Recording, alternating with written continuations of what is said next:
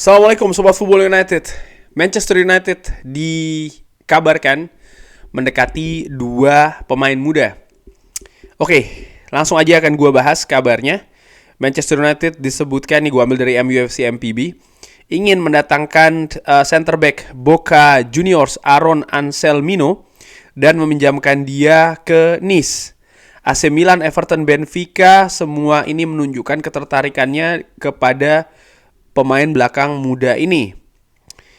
Di berita yang lain ya, selain mendekati atau dikabarkan mengincar berminat bek tengah muda, Manchester United juga disebutkan berminat untuk menawar striker 16 tahun AC Milan Francesco Camarda.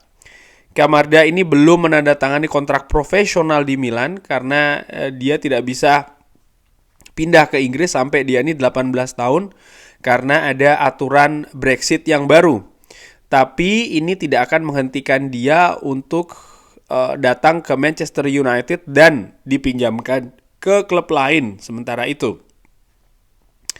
Masih terkait dengan Anselmino, Real Madrid ini juga mengikuti pemain Boca Juniors ini dan disebutkan ingin membayar release clause-nya sebesar 15,8 juta pounds.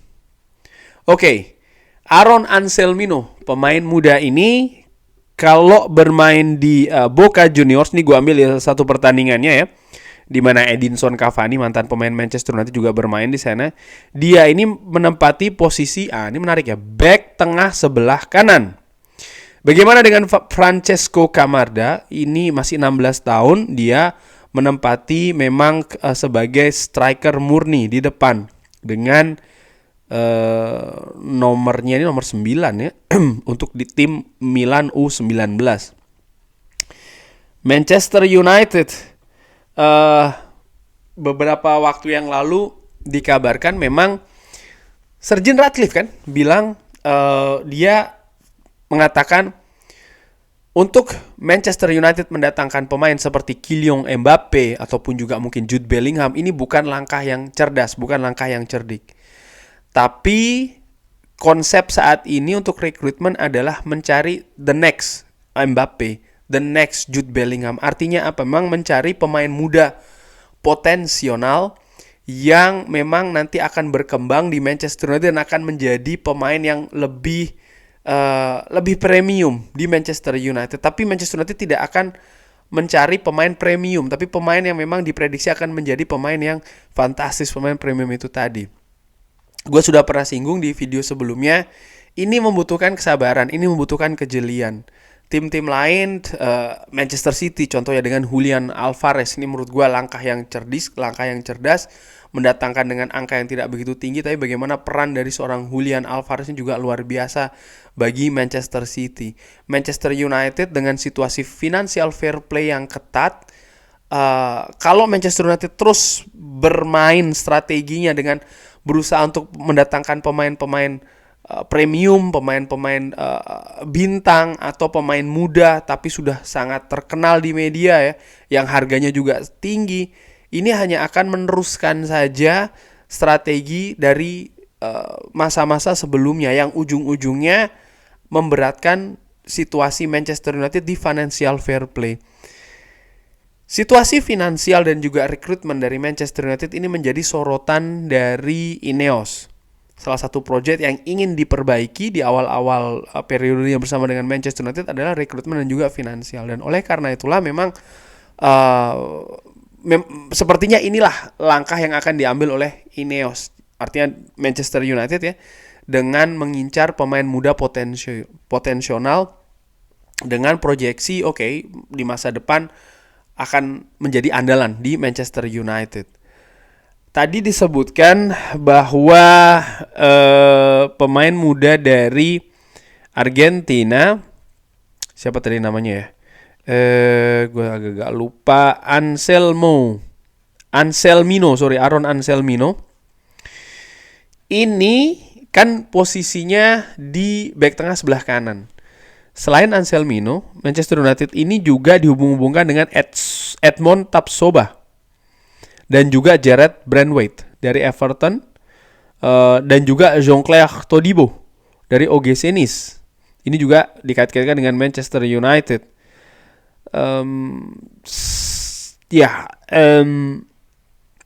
Ini akan dicari siapa yang akan menjadi partner dari Lisandro Martinez.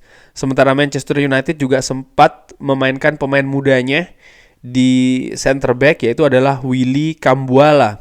Nah, Edson Tapsoba, Jared Brandwaite, Jean-Claire Todibo, ini tipe-tipe pemain memang yang masih pemain muda, tapi bagaimana mereka pun juga sudah jadi sorotan klub-klub lain sehingga harganya akan tinggi. Menarik juga disebutkan tadi kalau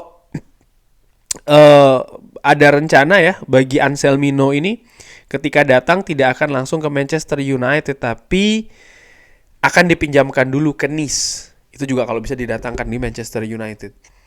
Mendatangkan pemain muda, menurut gua selalu membuat banyak fans ini excited, senang. Karena dianggap ini merupakan pemain potensial, bisa jadi akan jangka panjang di Manchester United, akan memperkuat Manchester United lebih lama dengan kualitas yang terus naik. Itu harapannya, tapi kenyataannya tidak selalu seperti itu. Gua melihat bagaimana manajer-manajer Manchester United setelah Sir Alex Ferguson yang memang jangkanya pendek-pendek ya, ini seperti tidak memiliki kesempatan untuk mengembangkan pemain muda Manchester United. Mereka mungkin memiliki proyeksi untuk pemain A, B, C, D ya, tapi karena mereka tidak punya waktu yang lama, digantikan oleh manajer selanjutnya yang memiliki konsep berbeda lagi. Kalau gue ingat, pemain-pemain yang sampai dengan saat ini masih berada di Manchester United dari zaman setelah Sir Alex Ferguson, Marcus Rashford yang ditemukan oleh Louis van Gaal ya, debut diberikan oleh Louis van Gaal. Lalu Jose Mourinho tentu saja, Scott McTominay. Setelahnya ada Garnacho yang kalau tidak salah diberikan debut oleh atau kesempatan oleh Ralf Rangnick, tapi diteruskan oleh Erik ten Hag. Dan ya di Erik ten Hag tentu saja ada beberapa nama di samping tadi ya, diberikannya menit bermain yang lebih dan dikembangkan lagi seorang Garnacho. Ini bagaimana Kobbie Mainoo ini juga menjadi catatan positif menurut gue dari seorang Erik ten Hag terhadap pemain-pemain muda di Manchester United, dan juga bagaimana proyeksi dari striker utama Manchester United ini kan juga pemain muda ya, Rasmus Højlund. Ada juga Willy Cambuala tentu saja yang diberikan kesempatan oleh Erik ten Hag. Nah, Erik ten Hag sendiri kalau gue lihat ya rekam jejaknya dengan pemain-pemain muda, dia ini kan sebelumnya di Ajax. Ajax ini kan terkenal dengan akademinya dan bagaimana akademi ini juga bisa mensupport tim utamanya secara langsung. Dan kalau gue lihat ini salah satu musim di mana Ajax tampil luar biasa di Eropa. Pada saat itu mereka ini mengalahkan Real Madrid di Santiago Bernabeu dengan skor telak 1-4. Pada saat itu tentu saja Erik ten Hag merupakan pelatih ataupun manajernya. Itu pemain-pemain yang gue lingkari, ada David Neres, ada Frenkie de Jong, ada Donny van de Beek, ada Matthijs de Ligt, ada Mazraoui, ada juga Andre Onana. 1, 2, 3, 4, 5, 6 pemain yang usianya antara 19 sampai 22 tahun. Jadi mayoritas di squad starting 11 ini berusia 19 sampai 22 tahun. Ya ada 6 pemain ini ya. Yang lainnya merupakan pemain senior, Dusan Tadic, Ziyech, Lasses Khone, dan lain-lain. Dan menurut gua ini menunjukkan bahwa Erik ten Hag punya pengalaman yang bagus dalam memoles pemain muda potensial dan sekaligus juga memberikan kesempatan untuk bisa tampil di kapasitas tertinggi dan juga dikembangkan lagi. Nah, Manchester United nampaknya dengan Ineos ini arahnya ke sana nih, akan lebih ke pemain muda. Tapi jangan lupa, pemain muda juga memiliki resiko. Mereka ini kan belum pemain jadi. Artinya mereka harus dikembangkan lagi, mereka harus diasah lagi, mereka harus dididik lagi. Dan semua situasi itu bukan hanya di atas lapangan, tapi yang terpenting juga di luar lapangan. Nah, ini menurut gue, bagaimana pemain-pemain ini harus juga memiliki karakter yang bagus, dan ini harus dibentuk dari awal. Erik ten Hag salah satu tugas utamanya yang sering dia katakan adalah dia harus men-set up karakter mental dari para pemain Manchester United. Nampaknya untuk membentuk karakter dari pemain yang sudah jadi yang didatangkan ke Manchester United ini agak sulit ya, karena mereka merasa pemain bintang lah, mereka merasa sudah besar lah, bahkan mungkin merasa sudah sederajat dengan Manchester United, ataupun mereka sudah merasa paripurna dengan bergabung di Manchester United, sehingga ya mereka sudah puas hanya dengan bisa bermain di Manchester United. Sementara fans berharap pemain-pemain yang datang itu justru bisa mengangkat Manchester United lebih tinggi lagi dengan mereka secara konsisten bisa bermain di kapasitas tertinggi, memiliki karakter mentalitas yang sesuai dengan Manchester United, artinya klub sebesar Manchester United. Dan selama 10 tahun belakangan ini nampaknya itu tidak bisa terjadi secara konsisten di Manchester United. Nah, strateginya kalau gue lihat ini selain juga untuk mengatasi katakanlah ya, mensiasati financial fair play, bagaimana tren di market yang selalu memiliki harga tinggi bagi pemain Manchester United, dengan ini mencari pemain muda potensial ya, yang memiliki potensi besar, yang mungkin belum begitu dilirik oleh klub lain, yang harganya juga tidak tinggi banget, untuk didatangkan di Old Trafford lalu dikembangkan di sana. Di sisi lain juga ya diharapkan pemain muda yang datang ini selain dibentuk secara teknis tapi juga dibentuk secara mental karakternya. Ini mengingatkan gua tentang Class of 92 ya, bagaimana kebetulan memang banyak yang diberi kesempatan oleh Sir Alex Ferguson adalah pemain-pemain memang dari akademi. Manchester United sendiri sampai dengan sejauh ini seperti gua katakan ya, Erik ten Hag ini juga sangat dalam musim dia baru 1,5 musim ya kan, sudah cukup banyak loh memberikan kesempatan kepada para pemain muda, dan pemain muda pun juga bisa berkembang dalam tempo waktu yang singkat. Mungkin ya, gue nggak tahu, Ineos melihat ini sebagai salah satu hal yang positif dari Erik ten Hag, sehingga ya mereka pun juga berencana untuk mendatangkan pemain-pemain muda tujuannya untuk dipoles, walaupun sekali lagi belum pasti kan ya Erik ten Hag akan menjadi manajer Manchester United.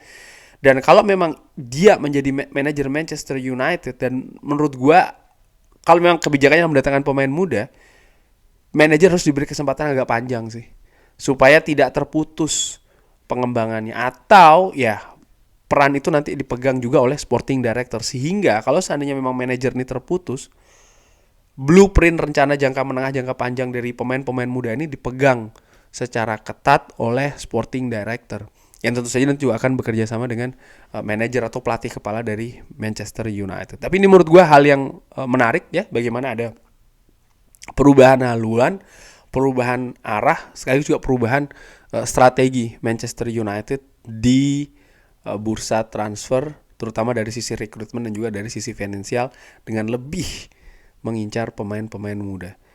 Sebelum gue tutup, harus gue ingatkan juga ya, fans Manchester United sobat Fubolan, pemain muda ini ketika mereka datang, jangan diberikan beban terlalu tinggi. Artinya pengharapan juga harus diatur, mereka belum jadi. Harus ada kesabaran, karena mereka pun juga harus menempuh yang namanya proses. Kurang lebih demikian, terima kasih sudah menyaksikan. Jangan lupa like, subscribe. Wassalamualaikum warahmatullahi wabarakatuh. Thank you.